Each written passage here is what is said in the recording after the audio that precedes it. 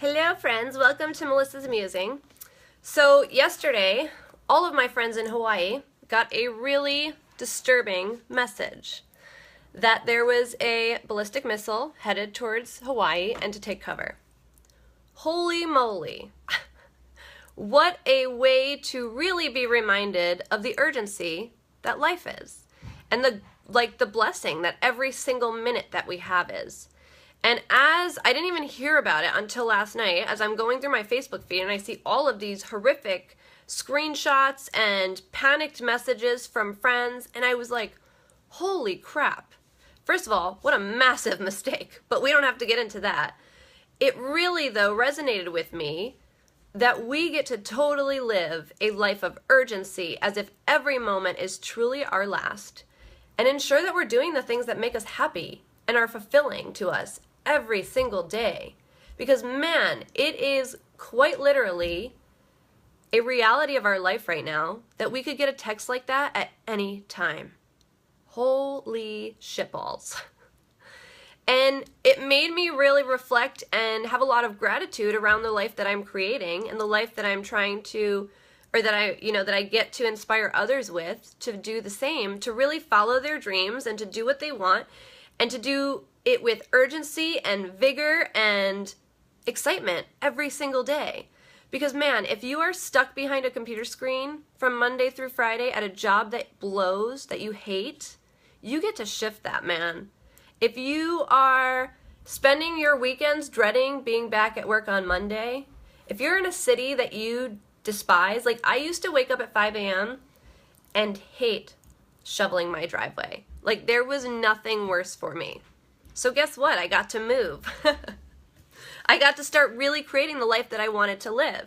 And so I encourage you guys, like it should not take a message like this to be the wake-up call, but sometimes that's what it takes. And for me, it was my wake-up call was my near-death, or in my opinion, my dance with death through SIBO. I feel like being really sick and experiencing super intense pain gave me the realization that like life is short. That was the first time in my life I've been like, wow, I don't know if I'm gonna make it through.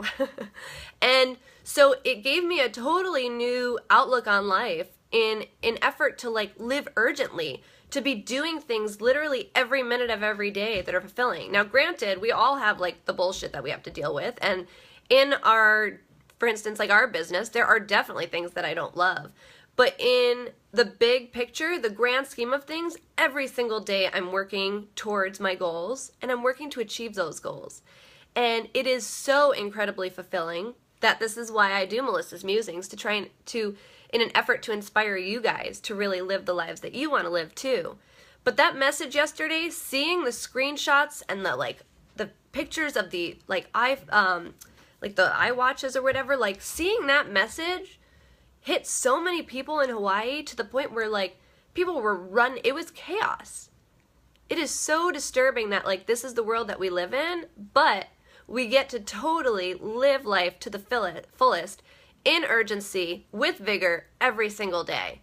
So if you're doing things right now that aren't fulfilling and you're stuck at a job that's crapola and you live in a place that you don't like, or really you're in a relationship that's not fulfilling, whatever it may be, you are worthy of shifting and changing everything that you don't like about your current situation. Everything.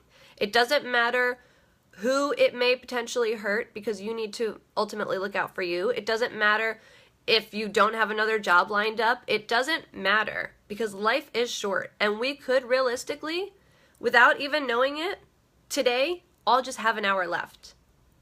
So I encourage you to live out loud, do whatever it is that makes you happy. I think the best advice that I was ever given, and something that runs through my head all the time when I'm faced with decisions, my aunt, Noon, giving you a shout out, Melina James, she used to always tell me, I used to call her and I'd be like, Anna, I used to call her and I'd be like, oh, Noon, I don't know what to do. Like, do I do this or do I do that? She'd be like, Melissa, what makes you happy? And so it's a really simple question, but it's one that we often ignore. And I encourage you guys, if you're thinking today about how you could shift and what the decision is and what you should do what makes you happy. Love you guys.